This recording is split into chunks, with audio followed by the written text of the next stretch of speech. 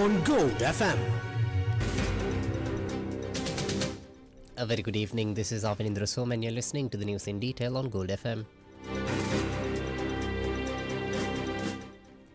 In your news headlines this evening, Sri Lanka observes traditional oil anointing ritual.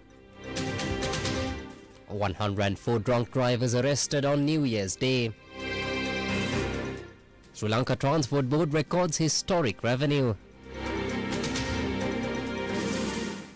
Middle Eastern crisis makes IMF cut down on growth projections.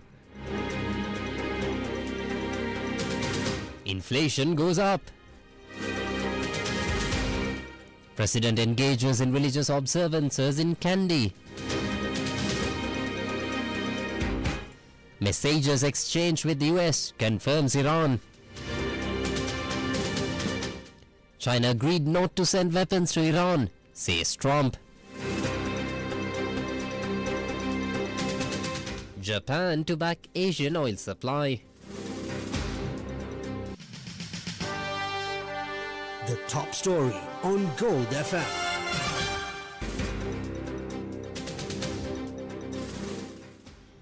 The International Monetary Fund's Global Economy in the Shadow of War report warns that a mere 45 days of the Middle Eastern conflict has inflicted deep economic scars that a full year of trade tariffs, slashing 2026 global growth to 3.1% and triggering a global inflation resurge, updating its global inflation projection to 4.4% from its projection of 3.7% made in January, driven by skyrocketing fuel and fertilizer costs.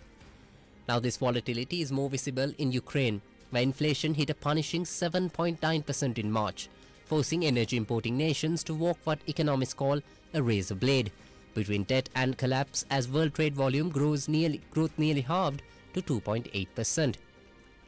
Now in a stark divergence of fortunes, the IMF has significantly upgraded projections for the war's primary beneficiaries. Russia is also now forecast to grow at 1.1% in 2026, directly capitalizing on the energy price spikes caused by the US-Israel war in Iran despite ongoing sanctions. Simultaneously, India has emerged as the world's most resilient growth engine, with its forecast upgraded to a robust 6.5% for both 2026 and 27, shielded by a strategic deal to lower US tariff rates and powerful domestic momentum. This stands in grim contrast to the epicenter of the conflict, where Iran's economy faces a catastrophic 6.1% contraction and the Eurozone teeters on the edge of stagnation, with Germany scraping by at just 0.8%.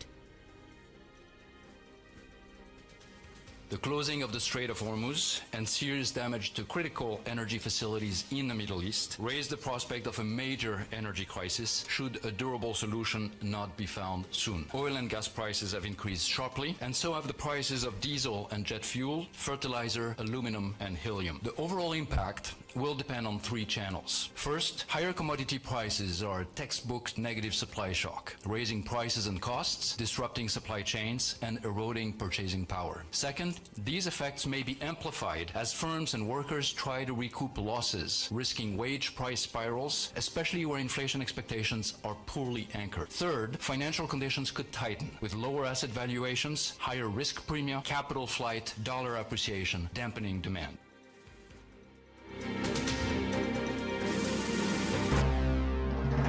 This is the local news on Gold FM. The traditional oil anointing ceremony took place today at the historic Kalaniya Raja Mahavihara premises under the patronage of Chief Prelate Professor Venerable Kollupitiya Mahinda Sangarakita Thero.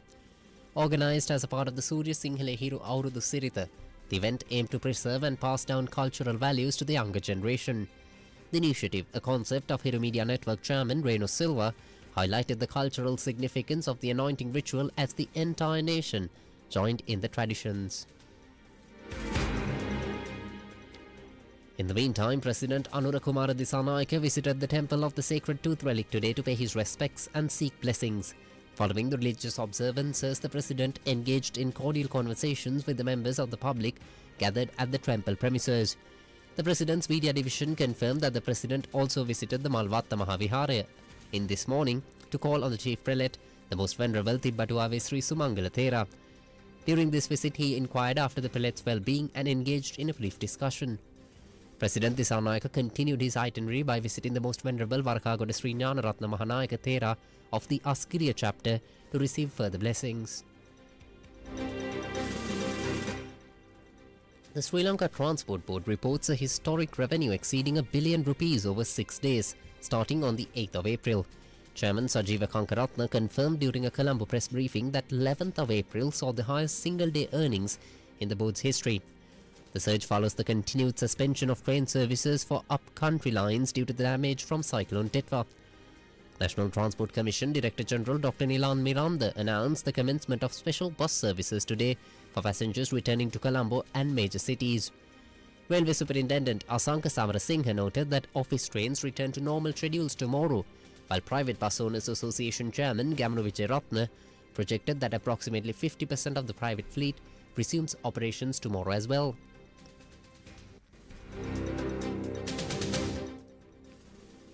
Now, the police announced the arrest of 104 drunk drivers during island-wide search operations conducted yesterday on Sinhala New Year's Day. Authorities apprehended 27 individuals for reckless driving and over 1,400 others for various traffic violations after inspecting more than 22,000 people. The Police Media Division confirmed that operations also led to the capture of 296 suspects, including individuals linked to direct crimes and dozens with outstanding warrants. High-density patrols remain in effect across the country to maintain road safety during the festive season.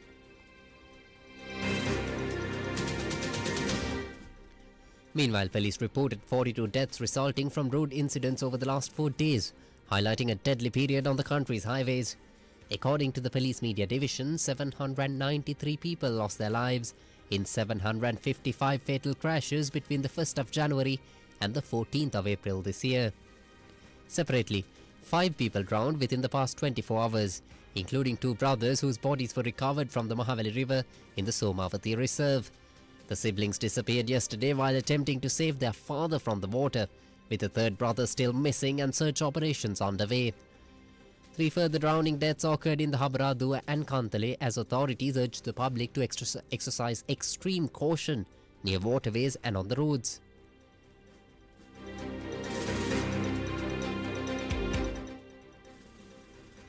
Deputy Inspector General of Traffic Control and Road Safety WPJ Senadira ordered officers to strictly enforce the law against motorists using non-standard number plates instead of those issued by the Department of Motor Traffic.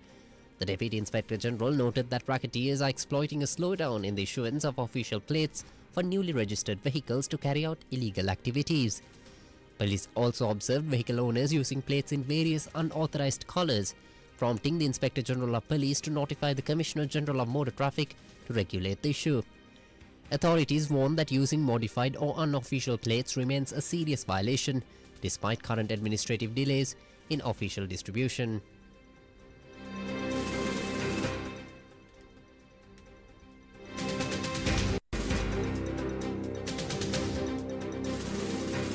Now for some news in brief.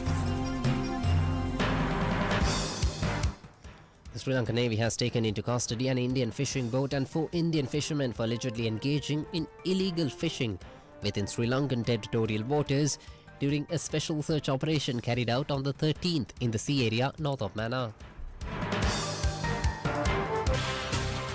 The business news on Gold FM.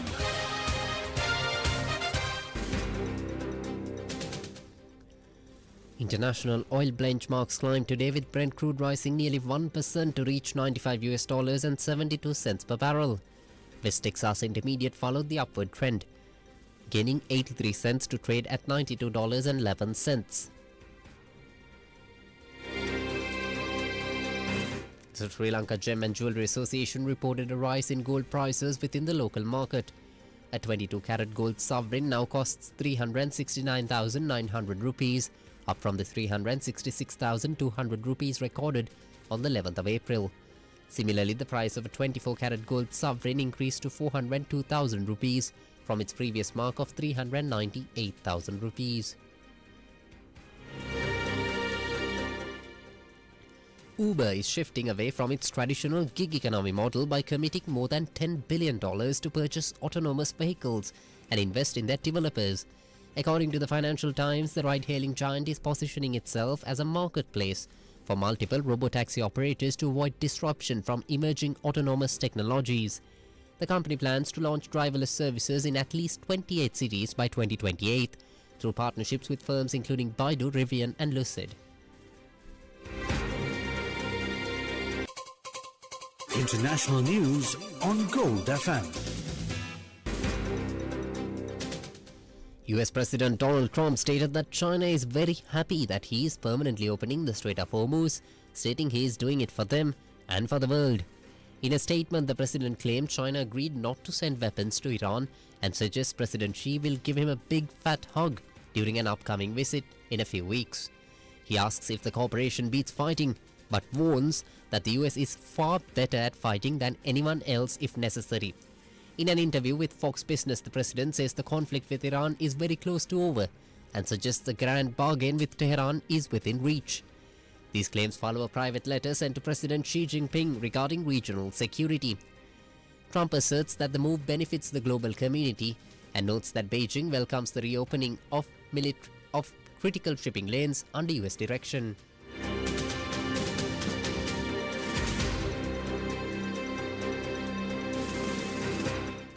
Meanwhile, the US military insists its naval blockade of Iranian ports is now fully implemented. Admiral Brad Cooper, commander of the US Central Command, stated that forces halted all maritime economic trade entering or leaving Tehran within 36 hours previously.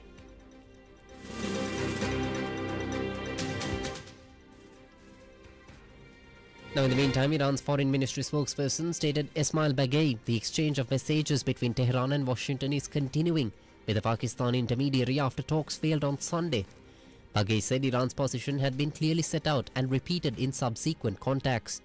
He added that Iran is most likely to host a delegation from Pakistan in a continuation of talks previously held in Islamabad that will include detailed talks on the positions of Iran and the US.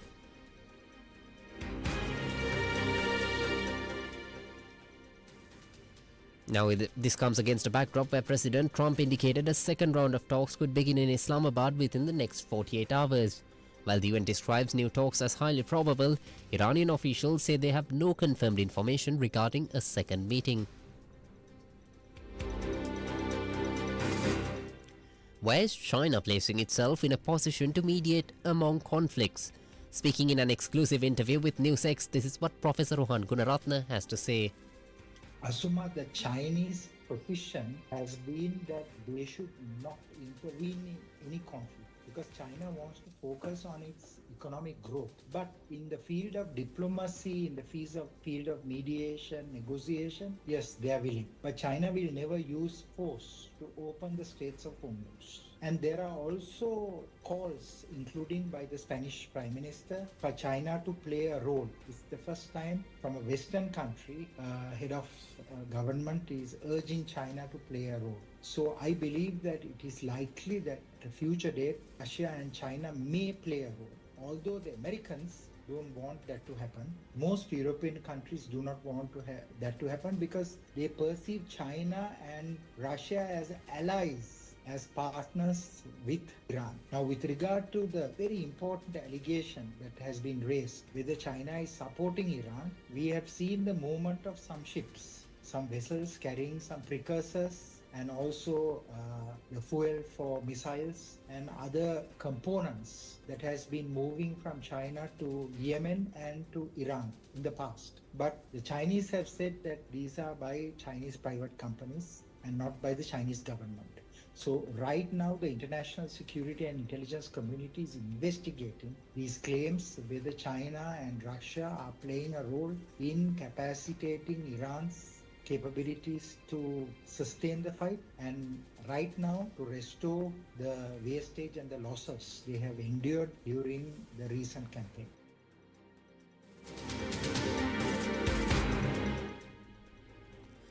Prime Minister Sanae Takaichi in the meantime announces a $10 billion financial framework to secure energy resources for Asian nations amidst intensifying Middle East conflicts. The initiative, unveiled at the Asia Zero Emission Community meeting, provides support equivalent to 1.2 billion barrels of oil. Entertainment news on Gold FM. Nicolas Cage and director Perkins are expanding their long-list universe with a second installment following the massive success of the original 2024 serial killer thriller.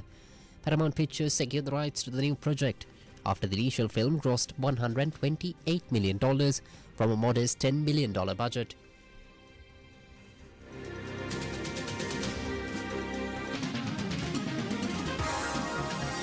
Sports News on Gold FM.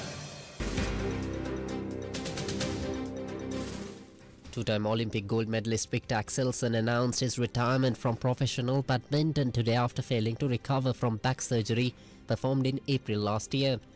The Danish athlete, who secured consecutive Olympic titles in Tokyo and Paris, stated his body no longer permits him to compete at the highest level, despite his desire to continue.